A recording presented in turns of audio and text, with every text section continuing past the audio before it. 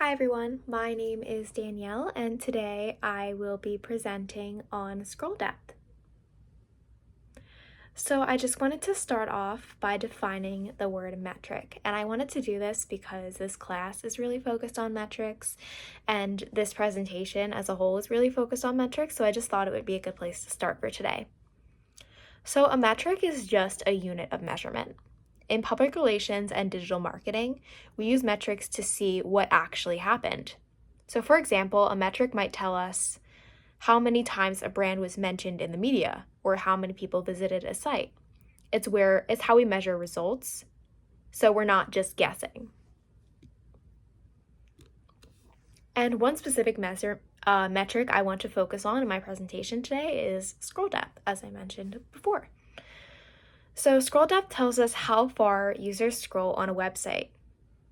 It gives us insight into how people are interacting with a page, not just whether they visited, but how much and how long they engaged for.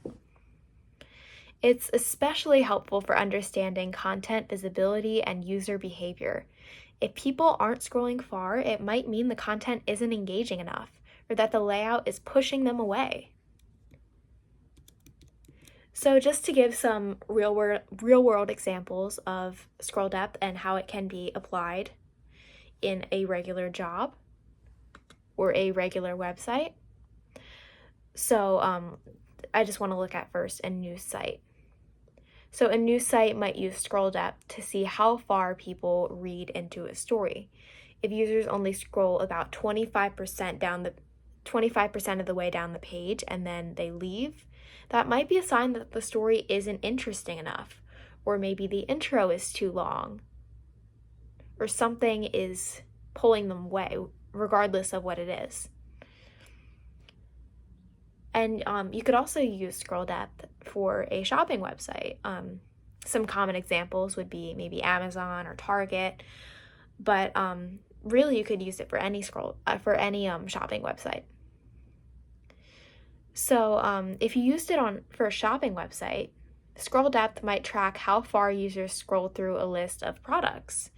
If users stop halfway and abandon their cart, that tells them something about the layout or maybe the product order.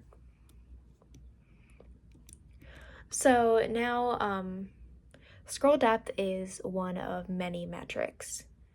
And I just want to give a quick comparison to show how it fits in with other metrics that are similar. So scroll depth measures how far users scroll. Exit rate tells us what percentage of users actively click away to a different website from a page. And recirculation tells us how often users stay on the site and visit another page. Each one tells a different story. Scroll depth focuses specifically on what happens within a single page, but each metric is slightly different. No metric is exactly the same. So now I just want to dive into how scroll depth can actually be calculated.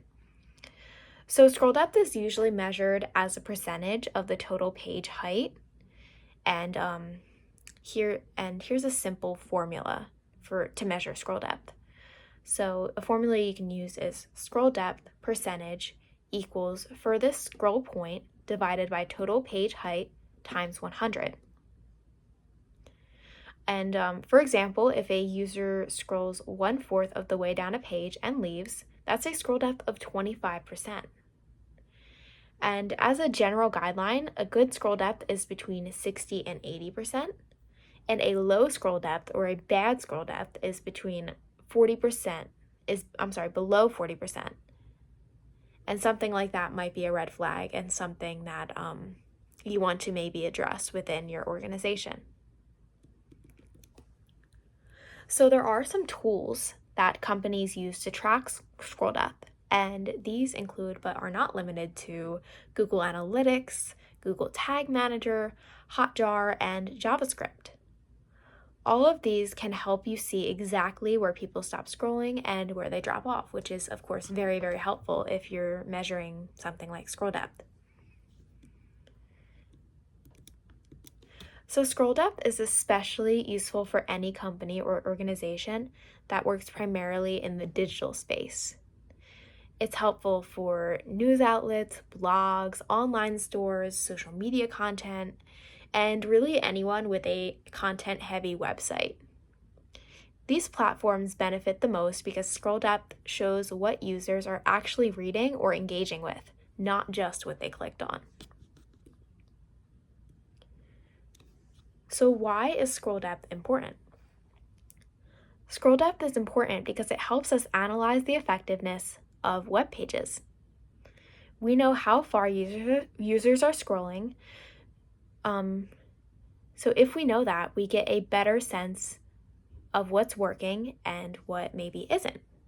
If users consistently stop at the same section, it could potentially point to something that's turning them away, like too much text, maybe poor layout, or boring intros, or really it could be anything. And this kind of feedback can lead to simple but powerful improvements. And there are plenty of ways to increase scroll depth. And I did provide a few examples, but they are just a couple examples. There are so many more ways that you can improve scroll depth within your organization. So you could improve scroll depth by using more using more visuals like images, pull quotes, maybe infographics, anything that is visually appealing. You could also add more white space between blocks of text. Adding white space helps to break it up so that it's not as harsh on the eye, and it really helps just with users staying on the website. You could also break up content using headers and subheaders. The different sizes of text really help to break it up for readers. You could include an attention-grabbing hook at the top. Something like that might catch a reader's eye and pull them into the story. You could also write shorter paragraphs to make the content more readable. A lot of the time, readers don't want to scroll through and read long paragraphs. They just don't have the time or the attention span to be reading all of that. So it makes it a lot easier to, digest if the paragraphs are smaller. You could also use color to break up sections. Color is, of course, very visually appealing. So readers might respond well to more color on the web page. And lastly, you could choose fonts that are easy on the eyes. So maybe don't use a script font that is harder to read and, maybe is a little bit more difficult on the eyes. Instead, choose a font that is easy to see, easy to read, and just overall more visually appealing. And all of these tips can help guide the reader and keep them scrolling on the web page.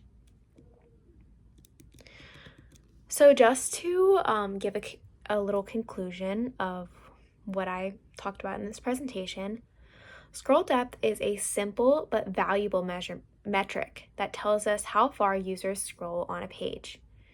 It's especially helpful for improving digital content because it lets us see what people are actually viewing and where we might be losing their attention. Whether you're running a blog, a news site, or maybe an online store, scroll depth is a great tool for making your content more effective. So that is all I have for today. Thank you for listening and have a good day. Thank you.